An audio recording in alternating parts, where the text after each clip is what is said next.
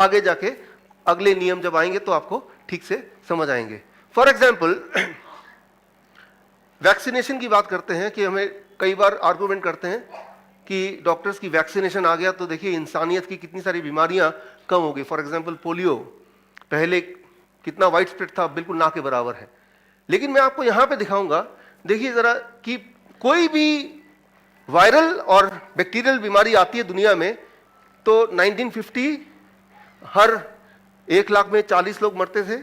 ऐसे करते करते करते करते पोलियो जब बहुत डिक्लाइन होने लगा, कम होने लगा, हर बीमारी में आपको दिखाता हूं कि बीमारी आती है, मतलब वायरल इन्फेक्शन, बैक्टीरियल इन्फेक्शन की बात कर रहा हूं, और धीरे धीरे दुनिया से वो जाने लगती है। पहले आती है, बढ़ जाती है, फिर धीरे धीरे जाने लगती है। जब वो ऑलरेडी जा रही थी, ऑलमोस्ट चली गई थी 1956, तब पोलियो का वैक्सीन आया।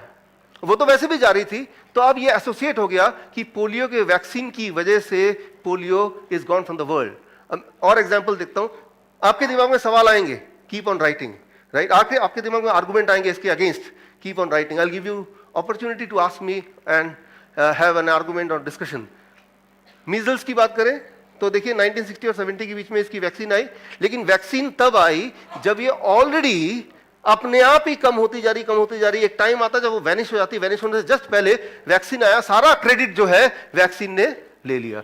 और it is not just measles, if you see diphtheria, इसमें भी वैक्सीन आया 1940 1950 के बीच में, एंड ये uniformly it is going down and down and down, and by the time vaccine has come it is already going down, और अब वो negligible में आ गया है। बट यहां भी आप देखेंगे कि ट्रेंड को आप अंडरस्टैंड कीजिए।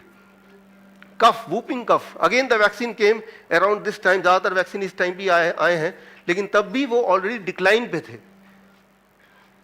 टाइफाइड का कोई मेजर वैक्सीनेशन का वर्ल्ड वाइड डिस्ट्रीब्यूशन नहीं हुआ, लेकिन टाइफाइड में भी आप देखेंगे द ट्रेंड इज राइट, हर 1 लाख में 500 लोगों की डेथ शुरू में, फिर ये करते करते करते करते करते by the time it is 1970 it is almost negligible, बहुत ही कम। एंड सिमिलरली स्कारलेट फीवर, जिसका कोई वैक्सीन नहीं है, कोई वैक्सीन बना नहीं, यहां भी अगर आप देखेंगे डेथ रेट कैसे डिक्लाइन हो रहा है, और अगर यहां वैक्सीन आता बाकियों की तरह तो सारा क्रेडिट वो वैक्सीन ले जाता।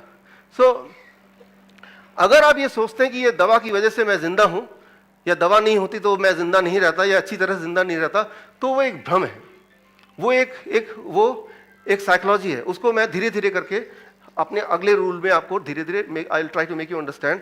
First, the most important thing is our body is not designed for any kind of medicine ever, right? It may give you relief, वो ठीक है, सर दर्द की दवा खा लेंगे तो सर दर्द में रिलीफ मिल जाएगा, सर दर्द ठीक हो जाएगा, that is wrong। लेकिन रिलीफ मिलने का मतलब कि आपको एहसास नहीं है कि दिमाग में कुछ गड़बड़ है या ब्रेन में या कहीं पे कुछ गड़बड़ है, लेकिन वो गड़बड़ का एहसास को मिटा देता है, एहसास को मिटाता है, वो बीमारी को नहीं मिटाता है, और वो टेम्परेरी रिलीफ देता है। ठीक उसी तरह से जैसे मैंने आपको बताया कि आपने अपने बाकी सारे कंट्रोल पीछे डिस्ट्रीब्यूट कर दिया, तो एक एहसास मिल रहा है कि मैं बड़े आराम से गाड़ी चला रहा हूं, बट वो खतरे से खाली नहीं है। जब ब्रेक लगाना चाहेंगे, ब्रेक आप लग ही नहीं पाएंगे, बिकॉज ब्रेक का कंट्रोल कहीं और है।